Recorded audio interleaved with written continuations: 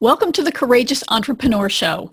This is the show that shares information and inspiration to help you break free from self-doubt, limiting beliefs, and disempowering patterns, and break through to create the thriving, successful business you dream of and deserve. I'm your host, Winnie Anderson. I interview entrepreneurs who've overcome amazing challenges to create success on their terms, and experts who share insight and practical information that can help you move forward to get past your blocks, move forward with courage, confidence, and clarity. The show is available in both video and audio formats on a variety of platforms, including iTunes, iHeartRadio, in the Google Play Store, and on YouTube, as well as on my website at winnieanderson.com.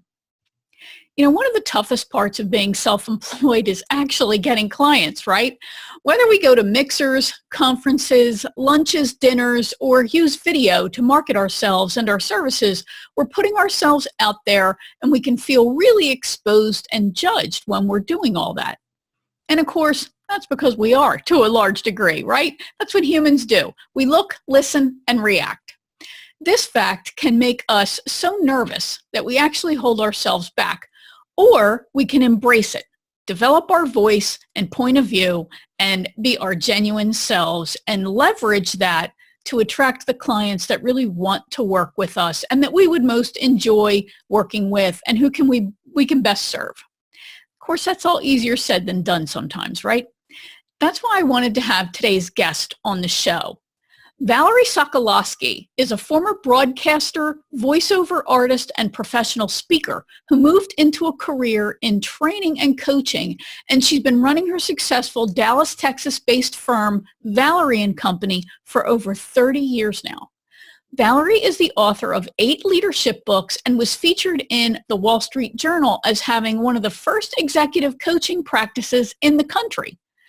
As an ICF accredited coach, she inspires leaders to create a strong executive presence and personal brand that differentiates them in the marketplace and creates greater success for themselves, their teams, and their organizations. When the field of executive presence was forming, Valerie was there helping forge the industry. Then when personal branding emerged, she recognized the powerful intersection of the two. And today, Valerie's focus is well-defined, guiding leaders and developing high-performing teams, increasing business development, and producing a culture of superior employee engagement. So listen in as Valerie shares her journey as well as explaining what a personal brand is and why it's as important as ever to uncover, embrace, and communicate yours, why we need outside help to truly recognize our deepest gifts as well as spotting our blind spots, what's meant by the concept of executive presence and why it really is important to us in our careers and as for success as solo professionals. We'll also share some suggestions for success when you are networking in person at mixers and events, and these are going to be especially good ideas for my fellow introverts. We'll also share some suggestions on what not to do and behaviors to avoid. You especially don't want to become what Valerie calls a whammer. As always, be sure to listen all the way to the end where I'll share your cocktail exercise and action step for this episode. All right, Valerie, I'm so excited to have you here today. Thank you.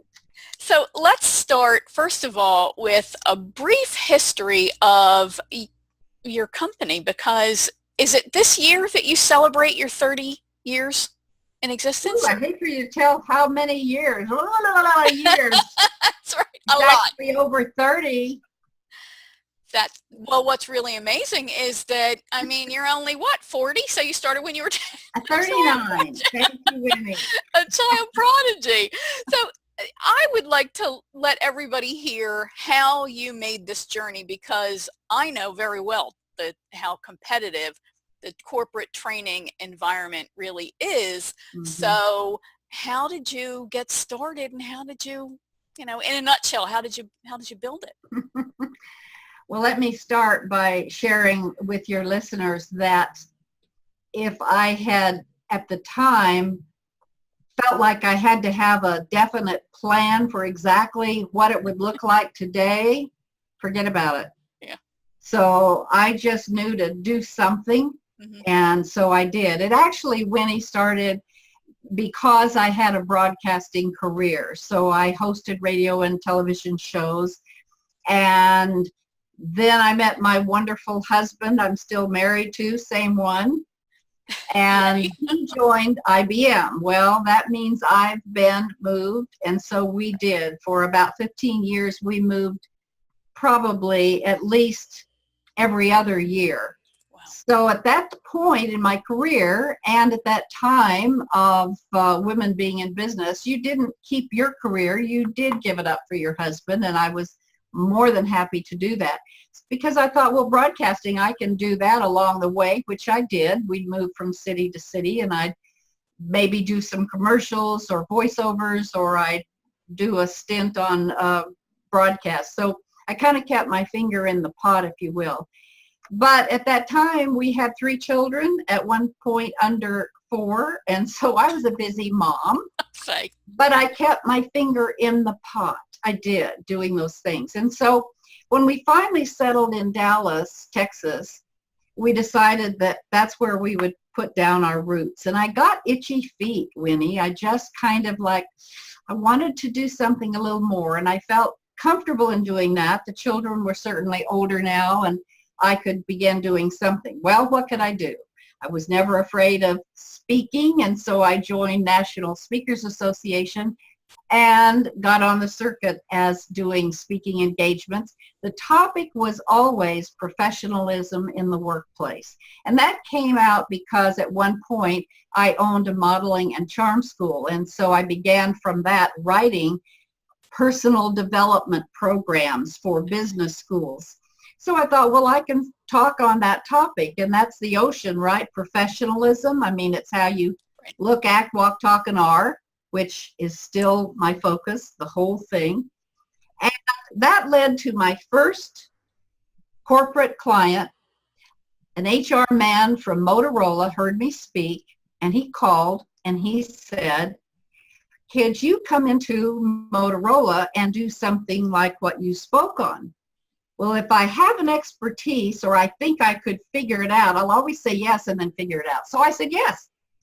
And I put together a training program on professionalism in the workplace. That led to him saying, well, do you do this? Could you do this one-on-one for some of the people that might, I could send them to you. Would you work with them one-on-one? Well, guess what? Now that's called executive coaching. Right. But then it was always in person. I never thought I would do executive coaching on phone. I mean, no, you have to see the person. We know that's not really true. But back then he would send people regularly. And that's how the 3 buckets honestly evolved, which is what I want to say to your listeners. You are always evolving. Let things happen. Be intentional. But that's how it all started. That is such a great story, and I hadn't remembered or hadn't heard some of that. A charm school. That is incredible. We all know just how important those issues of presenting yourself in the workplace, they really are critical. I can think of people who their careers were ended because of people, the CEO, the executives getting tired, frankly, of this person not presenting themselves in a professional way and not taking advantage of the opportunities that they were being given to improve their presentation. So I certainly know it's important, and that is really awesome. And I love that 2 things you said. One was the intention. The other is to say yes.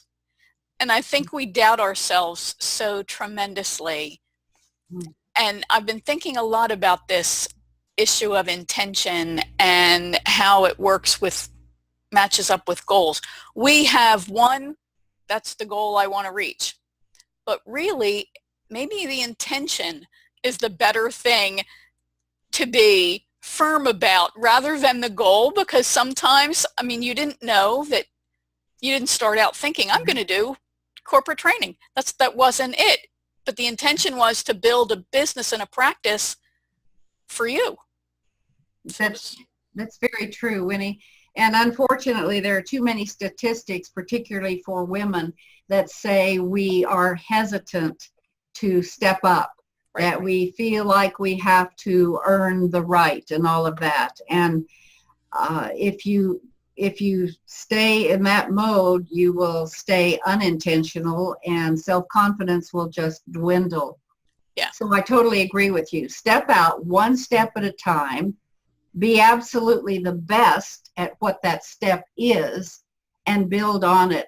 You know, those of you who are watching on YouTube, you can see my hand like this. And so I would just say, you know, whatever your core is, you start with that. And what you'll find, and Winnie, you have too, pretty soon this comes up, one finger, and you're off onto another branch, and then another branch, kind of like an octopus with all the many legs. And pretty soon, look at all of the areas of expertise that you have evolved into just because you believed in yourself, you had the passion to do it, and I'm going to use the word and grit, because that's exactly what I mean. It is, and I love that. I love that term. I really do, grit, because it really is that stick-to-itiveness. Sometimes it's the fierceness that I've got to stay with it, the persistence, Right. and I do. I love all of that, and I think that one of the things that we forget, especially those of us who had some kind of professional experience before we were out on our own, is that we have these fabulous set of skills. Mm-hmm. And it's not like he asked you to be a circus clown, and while you've never been a circus clown before, he asked you to do something that was completely related, exactly the illustration you gave. It was an offshoot of the natural skills and gifts that you already had, and it was an offshoot of what you were already doing. It wasn't something that was the opposite. So you should have had, and I know you did, had a high sense of confidence. Yeah, I can do this. I can deliver. That's right. Yeah. Yeah, so awesome. I could go on for hours just about that issue alone. And this, but I want to talk about this, how we first met was through our mutual studying of this concept of personal branding. That's right. And how important it is to really own your expertise and carve out that unique place that is yours and yours alone. And I loved, I was looking through some of the material that you sent me to get ready for our interview, and you talked about how there isn't competition, right? It is that you are truly unique. So let's talk a little bit about this idea that we need to invest energy and effort into our own brands. And of course, I'm looking at my notes as I do this.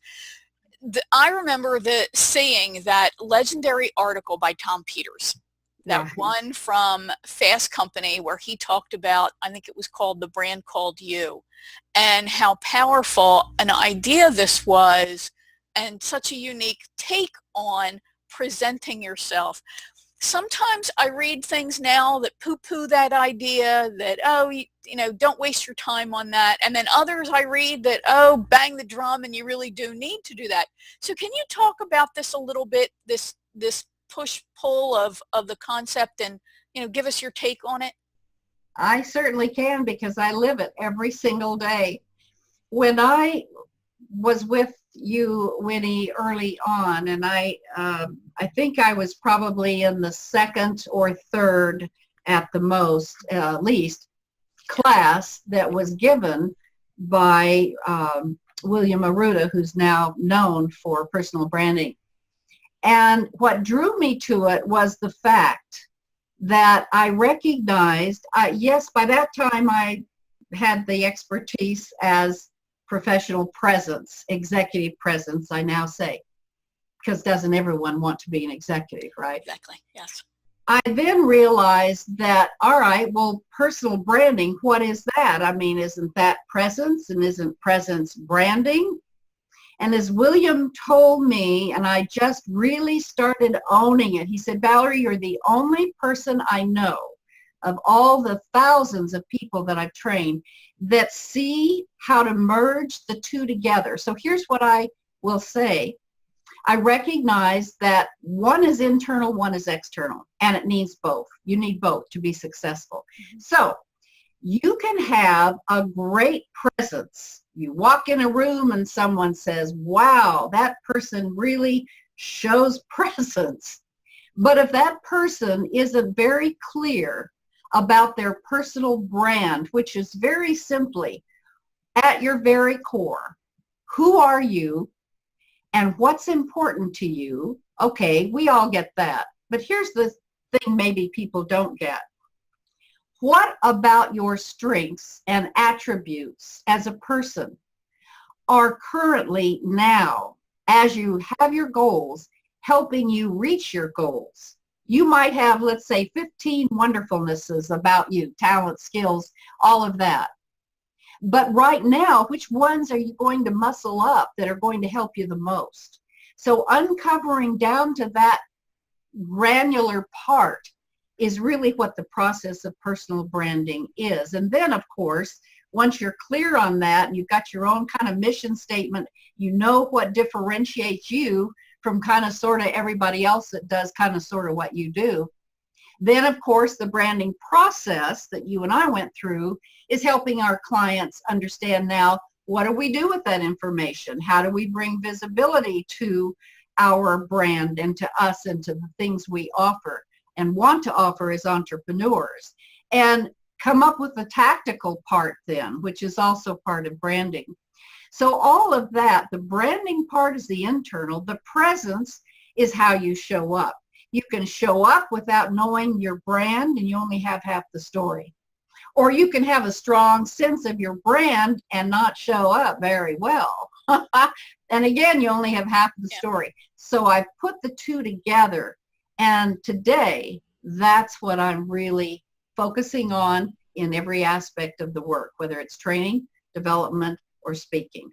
That's great. So this concept of presence, one of the things that I hear from people, women especially people who are former corporate leaders, really, these are people who, managers, directors, VPs, SVPs, but they tell me that they feel so uncertain in this new area that they're competing in, the solo practitioner, the micro firm owner. Can you talk a little bit more about presence? Because is it something that you can acquire, or is it like it, right? You got it or you don't have it. Is it something that you can, do you unleash it from within? How does that work? Well, if you couldn't learn it, I wouldn't still be in business trying to teach it. Absolutely. Good point. Absolutely. For the very reason I just said, it isn't about charisma. It isn't about that extrovert that can just walk in and work a room. Right. No. It's so much more than that. I would say a couple of things to our listeners. One, Winnie, is knowledge is power. So take whatever it is that you have honed in your previous career. Now you're launching out really into another career, but you are the career person.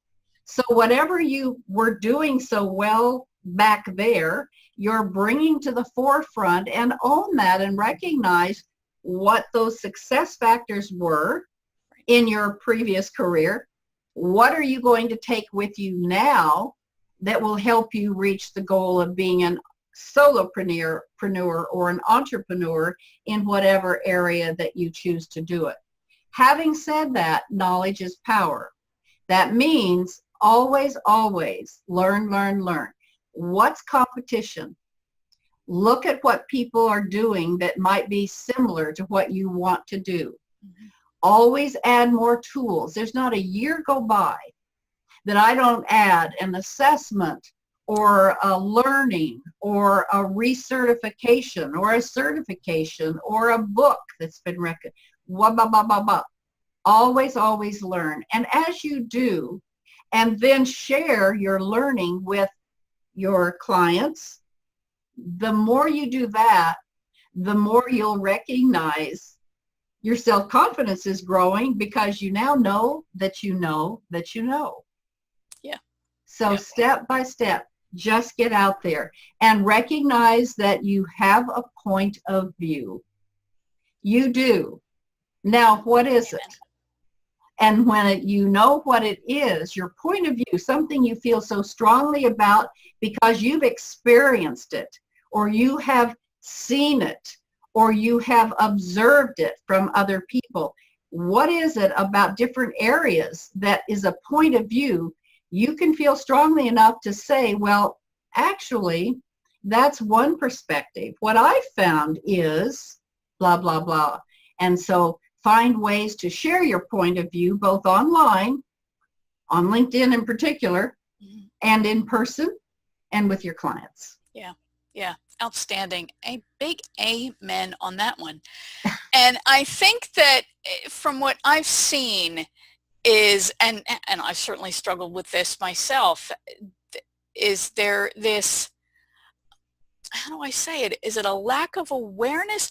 I think that especially women, let's just cut to the chase, especially women, we struggle with this issue of naming and claiming our great gifts.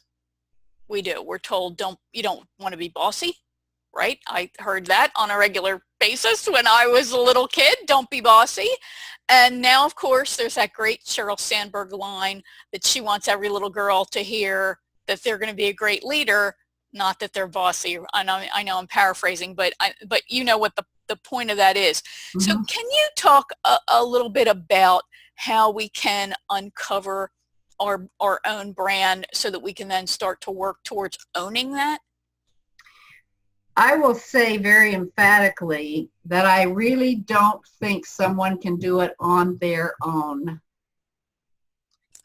We who are trained in the personal branding process, as an example, we who are certified as an executive coach, we who have clients that we can share from our experience with clients and our own experiences.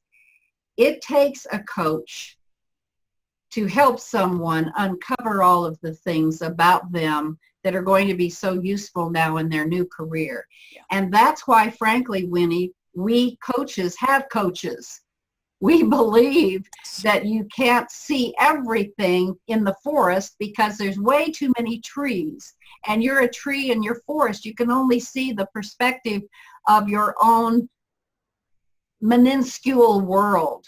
So allow someone else to help you uncover and see and connect the dots that maybe you haven't realized are connectable. So I think it does take coaching, someone from the outside to help. Yeah. The other thing I would say on the confidence piece is, you said particularly women. Well, I'm going to say from my perspective, it's also men.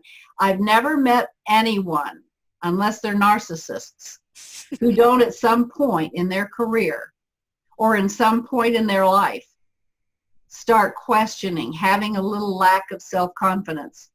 There was recently a survey, I'm sorry I don't know exactly the name of it, but I heard about it from a credible source, that was done, a survey asking executive women in all professions, but who had made it to the top. Many, many questions about their journey, but the question of this I want to share, which was, do you ever doubt, now that you're at the top, do you ever have those little times when you question yourself? And to the person, every single woman said, oh my goodness, sometimes I'm thinking to myself, oh goodness, I hope they don't know I really don't know this. I've got to find it out. Or, goodness, I really don't feel very confident in this area. I hope it doesn't show. I mean, we're human beings. Now, I'm going to throw a switch here and tell you, however, I have met, and today, way too many men and women who maybe because they lack self-confidence, over exude their confidence. In other words, what I call, they become a whammer, W-A-M. What about me? What about me? What about me? Way too many events I go to, and after the initial hello, my name is, I just listen to them tell me ad nauseam about themselves. So I'm putting it out there to say Yeah. Confidence is one thing, but please don't bore me with one more fact about how wonderful you are. Yeah. Boy, amen in capital letters. When I was doing, before I knew that that's what it was called, coaching, I would actually take people to meetings. And I would, okay, go do your thing, mixers and things like that, and I would observe them. And sometimes, yes, they would just never shut up. I had one person, perfect client. She went in, stayed on message, walked out with a fistful of business cards, and call me, let's set up a meeting, because she was on target. And I think that some of it is a nervousness that you know how we hate silence, right? So we just want to keep talking. Mm-hmm. But in reality, you know that the person is perceived to be more of value when they ask a question and then just let the other person really talk. And just keep asking questions and learn more about that other person. And it's amazing. That person will think you're the greatest conversationalist if you just ask a lot of questions. Yeah. I once had the greatest conversation I ever had with a prospective client. I think I only asked him like 5 questions. This has been the greatest meeting. You're a genius. I'm like, I wish it was always that easy. But yeah, people often don't feel heard. So Winnie, you know that my logo is an umbrella, and I'd like to share what that means because yes. It's relevant. If you, and I'm saying this to anyone, if you were out in the wind and the rain, you'd be holding on to the core of the umbrella, which is the handle, right? Mm-hmm. So the handle has to do with what you do currently that is allowing you to continue doing what you're doing. In other words, your strengths, your experiences, and so forth. That's the core of what you are and who you are now. What I'm all about in my coaching is to raise your umbrella of awareness, you use that word, to cover over all the things you already have going for you and add this or that or whatever that, frankly, as I said, it takes maybe someone from the outside to do that for you. But always, always be raising your awareness of what's working and what isn't. And now that we've had this conversation, I will challenge your listeners, particularly during the holiday season, when you go to people's homes or events and you are making all those introductions, networking, meeting people, and so forth, be very aware of how many whammers you meet, how often you are asking open-ended questions to keep the conversation going, and what's working and what isn't. You'll have so much more awareness now that you've just listened to this bit of conversation. So have fun with that. Yeah, that's brilliant. And I am so glad you mentioned awareness, because I really think it is the root of where everything starts. Mm-hmm. The more you can tune into what you're doing, what you're saying, who you're being, and then ask yourself, is that really what I want to present? And what's causing me to do that? Is it nerves that cause me to talk a little bit more than I really would want to if I was on the other side? So what can I do to manage that so that I'm really presenting myself always as I want to present myself? And amen on the you need a coach. Lisa Sasevich calls it that you can't see the tip of your own nose. That's right. And it's true. I don't care how self-aware you are. There's always that little spot that you just can't quite see. And that's where somebody else can be of so much value, who's really focused on looking for those things and helping you see them as well. With no judgment, there's nothing here to be scared of.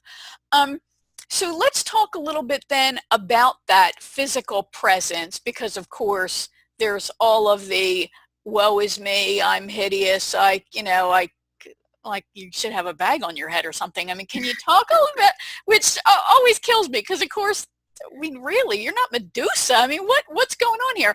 Can you talk a little bit about how you can because now it's you're the executive of You Inc., right? And you're really communicating this leadership to instill confidence in other people. So how do we then really look at presenting ourselves externally to reflect what we're, the whole package, I guess is what you're trying to say, what I'm trying to say. All right. The number one answer that I'll give you is the word authenticity.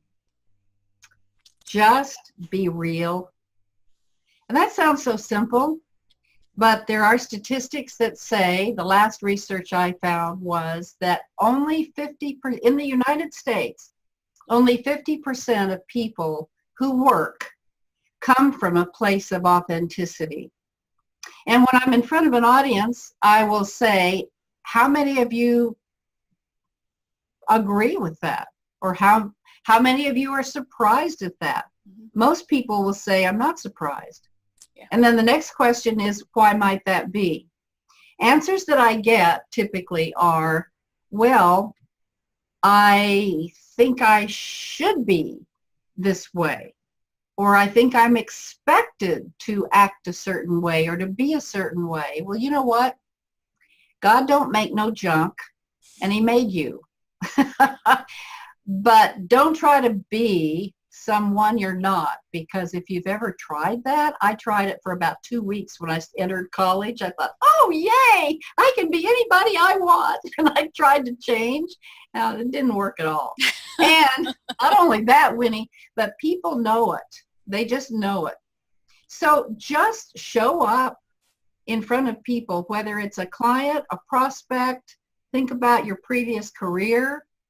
How often in your previous career did you find yourself trying to become? So I would say it's not about being a human doing, it's about being a human being. Yeah, that's so awesome. And I think you're right. You know, if we all thought back to the best places that we ever worked. Somebody recently asked me that question. What was the greatest place you ever worked? Who was the best manager that you ever had, best leader? Instantly knew it right away. It was, luckily, it was a job I had that paid for part of my college education. And it was, I'm going to bet it was the one place that I had, you know, in my limited professional life, had really felt like I'm just me. I'm just me here. And it's I mean, not that I'm out of control, but I feel fully me. I trust these people. That was what we were really talking about, the issue of trust and leadership and creating a great organization and how important that is. And I trusted every single person I worked with. Would have done anything for the manager. He was fabulous. So I think you can only fake it for so long before. I tell people that discomfort, it's your soul crying out to you in agony because it's being false. Yeah, so there's so much work now, as you know, and most people who are reading books these days or listening to the news realize there's a whole lot of information now on emotional intelligence. How aware are you, not only of yourself, but are you able to handle yourself and control yourself in times of crisis, or when someone hits one of your triggers? So it's that self-awareness of yourself and others is important. And things like how to get my employees engaged, all kinds of work around all of this conversation that we have. And part of all of that is just to be real, talk to people, engage them by getting them to talk to you and to share their great ideas. It's amazing, as I will tell a senior executive often when they ask that question, Valerie, how do I get my people involved or engaged? I'll say, well, you know what? Why don't you leave your office at least once a week? And if you have a cafeteria in your building, have lunch at the cafeteria. Find a group of people that are sitting together and walk up and say, may I join you? They may be scared at first if you're an executive. I don't know why, because we all put on our pants one leg at a time, but somehow titles just give us all kinds of grief. Forget about the titles, but sit down with a group of people, start talking, ask them questions, and you might even be vulnerable enough to say, you know, I'm working on a few things I'd love to get your opinion on. If you were in my shoes in this situation, what might you do? So engagement is just that. It's talking to people. It's getting interaction. That means two-way, not tell. It's awfully simple, isn't it? I'm a simple person, Winnie. It is simple, and I think somehow we can make it more complex than it is. I think that somehow we can be haunted by some fears. Right. We think this person, if I don't say the right thing, the person is going to judge me. Like, what are they going to fire you over lunch? I mean, what are you going to say? What are you going to throw your plate at them? Come on. So I think we just get ourselves so twisted up. And it's interesting that you even use that as an illustration. Just interviewing someone earlier in the week, last week. Okay. We were talking about this issue of why dining with people is important. And the second greatest place I ever worked at, the leadership all did exactly what you just described. You could be sitting there in the cafeteria by yourself, and you never knew. The CEO could very well decide to sit down at your table, and he often would choose a table where someone was sitting all by themselves. That's great. It was incredible. And he would do exactly what you just said. Hey, we're going to make some changes in your area. What do you think about that? Mm-hmm. Well, you just brought up something I'd really love to share with you again, because it's holiday season, but even if it were not, when you are having to go to events and mix and mingle. You'd be surprised, Winnie, how many times I'm coaching someone on this whole topic of networking, how to be an effective networker, and I've got it nailed. But one of the tips I want to share right now is you find that person that you just mentioned that's sitting alone. You find that person that is the wallflower, meaning look around. People are clumping, they're talking, but a few people are probably all by themselves. You never know, Winnie, the gem of someone you could meet that is scared to death or hates being there, and therefore they're just not interacting. And a quick story about that is an event I went to. That's exactly what I did. Walked up, this man was all alone. As it turned out, this was a wine event. As it turned out, this man was the mayor of a city. I won't say which one. He owned a wine cellar of several thousand bottles. We were in the wine country, and because simply we walked up and talked with him, my husband and I, he said to us, well, you know, tomorrow I have a private tour of blah, blah, blah, blah wineries. They were the top wineries. Why don't you join me? Wow. You see what other people miss? So look for those gems. That's one way to feel more comfortable at events where you don't know anyone. Yeah.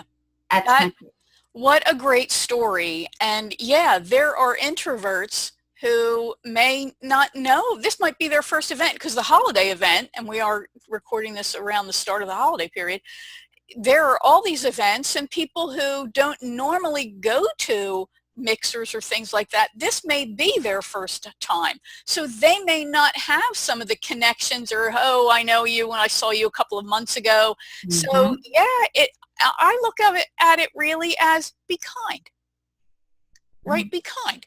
You see somebody by themselves, go and just introduce yourself. The life preserver you just threw them is just so valuable. Here's a tip for my fellow introverts who are thinking, oh, I got to go to this thing. So here's what I do. Okay. I love vintage pins, and I have many pins with a story. Most of them are from my mom.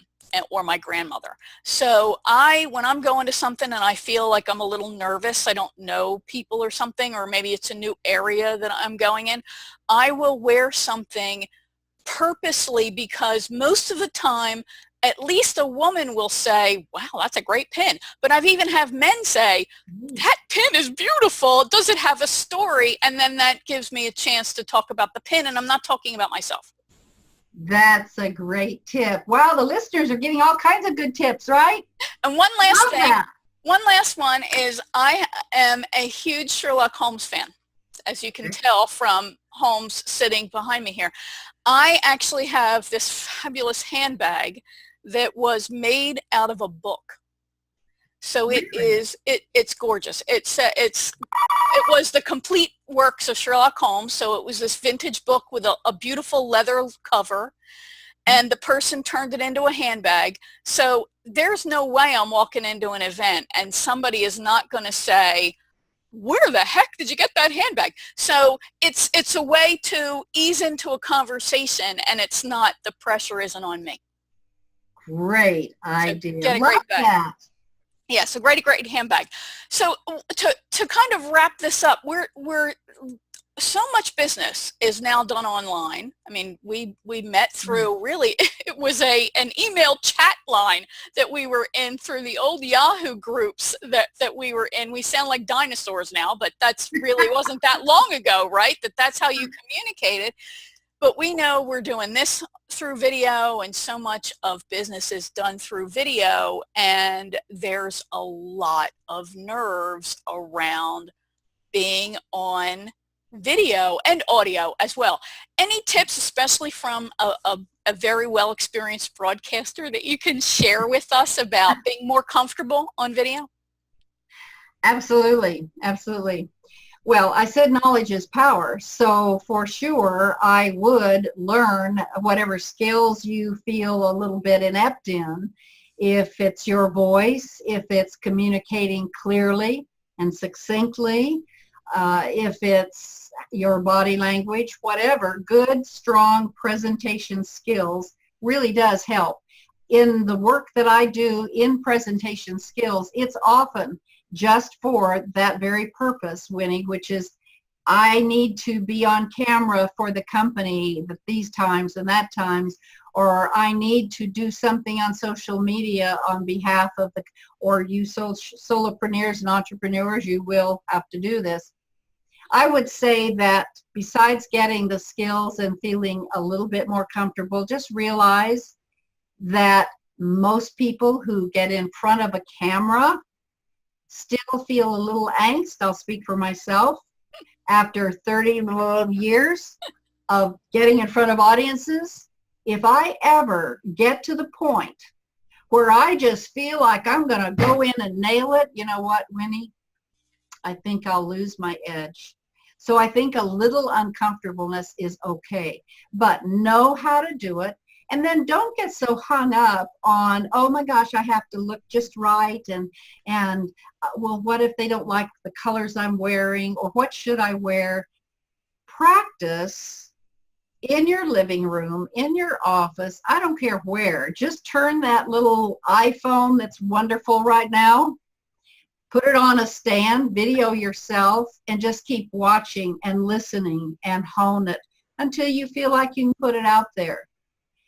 I'm doing now on my newsletters, which, by the way, I'd love for your listeners to subscribe to them. But in my monthly newsletters, I've added a little video clip called Perspectives. Mm-hmm. And it's with me and a young whippersnapper, young, wonderful woman who's an anchor, actually, in Dallas, Texas, Hillary Kennedy. Mm-hmm. And so every month we just talk. It isn't even rehearsed. I just say, Hillary, we're going to have in the newsletter this December coming up, this topic, let's just talk about it. Now, granted, we both are from broadcasting, so we can do that. But we just talk. We just give perspectives. And you know what? I'm absolutely amazed at the amount of clicks and comments that my readers are giving me. Right. When I, too, thought, should I? Maybe. But A, just be real. B, don't worry about having to have a fabulous production company doing it.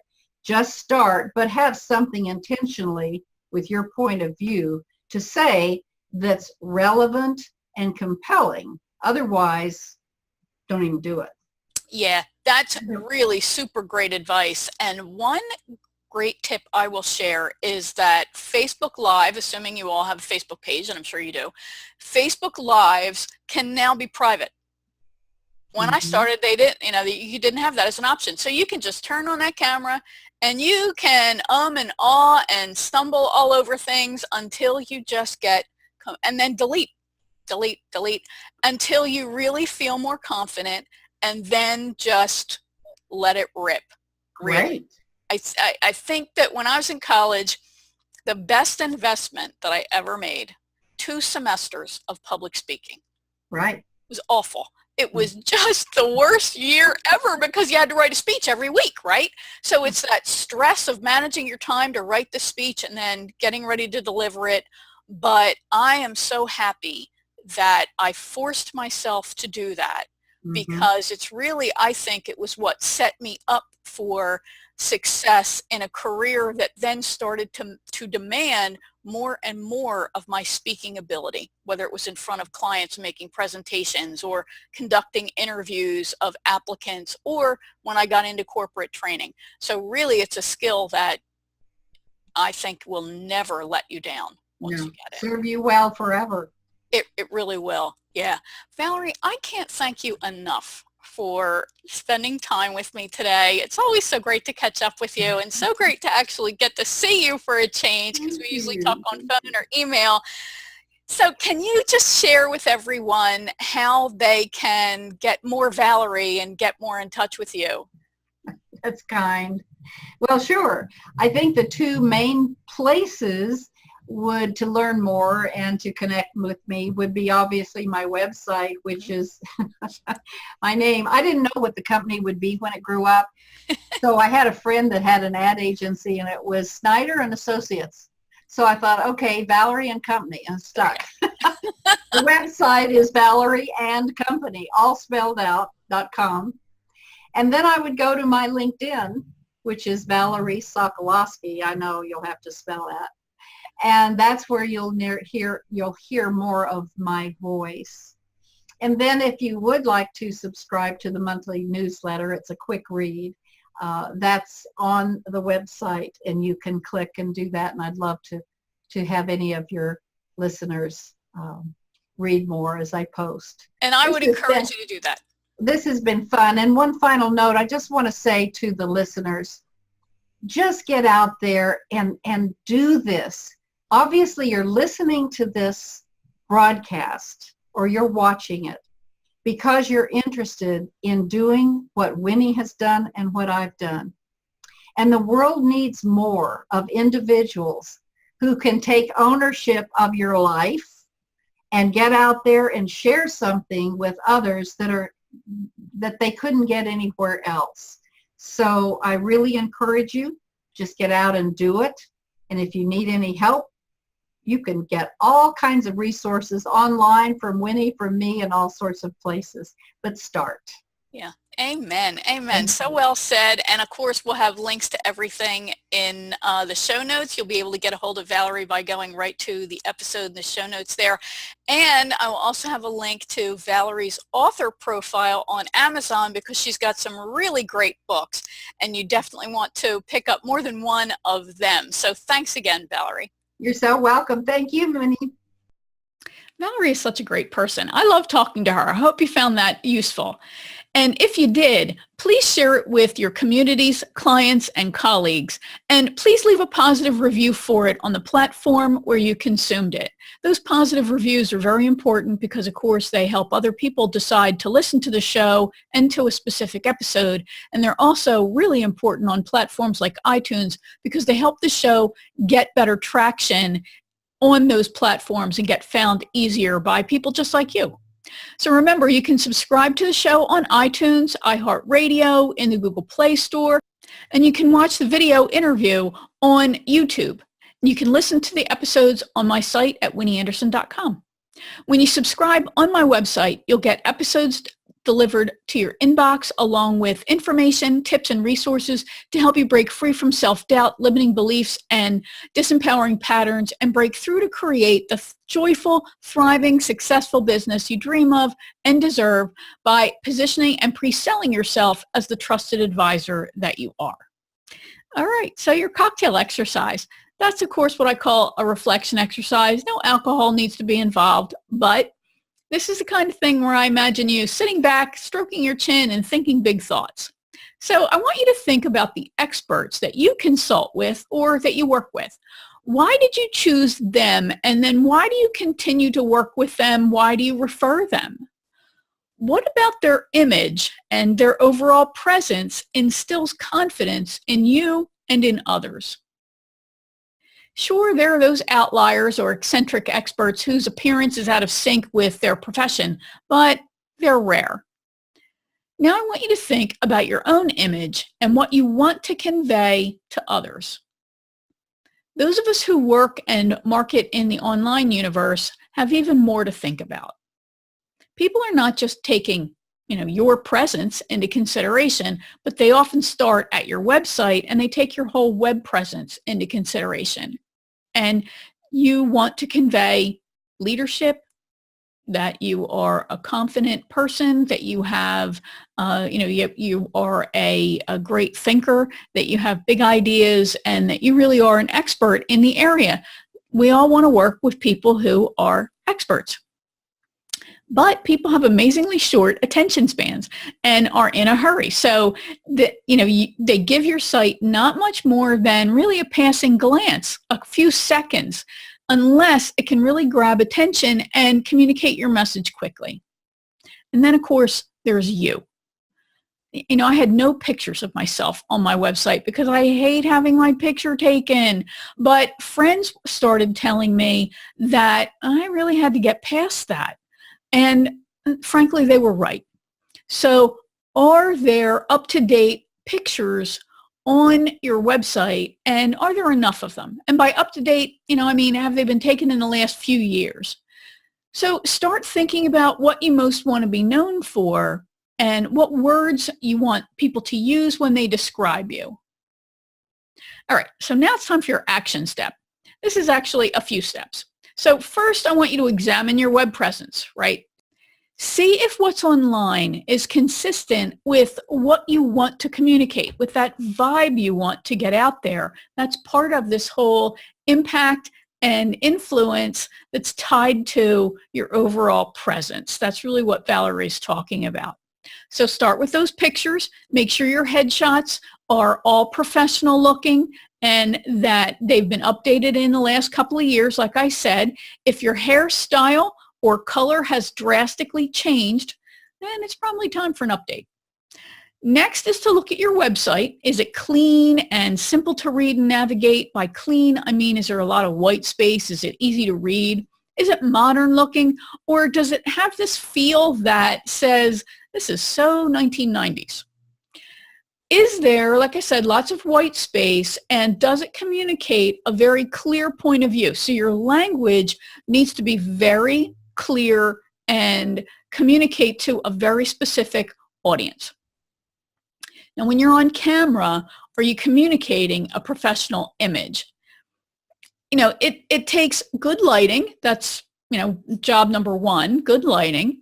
Simple things that are in the background. You don't want to distract people at all. And you want to have clothing that's appropriate to what you're doing, right? So I like to wear dark colors, solids. I think they reflect a better image, and they're certainly not busy, so they're easier to focus on. I actually have 12 shirts that they're either black or there's blue, and I just kind of rotate through them. That's really it. I keep it really simple. And the other advantage is then I don't have to worry about what to wear. Then you want to think about your voice. Are you speaking confidently? Does your tone of voice communicate confidence? And is it interesting to listen to? And do you sound interested in the topic? So are you so low key and this can be a problem if you're an introvert, are you so low key that you might actually sound like you're stiff or you're reading, or there's just not a lot of emotion that comes through? This is something that you do want to work on. I don't want to hear that, well, that's just the way I am. Okay. Vocal delivery is important to communicating a message that really communicates and resonates with that audience. There are lots of vocal coaches out there. So this can also be hard for us introverts and those of us who have prided ourselves on our prior corporate reputation as being the calm in the center of the storm. We may have worked hard to control emotions and communicate just very clearly and simply. Now we've got to ramp that up. So when you're recording an audio or video, you need to be a little more animated than you otherwise would be. So, that helps you look and sound upbeat and interesting. So you really want to think about this. At first, it will feel a little awkward because you'll be like, who am I talking to, right? But you really want to act like you're talking to one person, and you want to feel like you're talking to one person.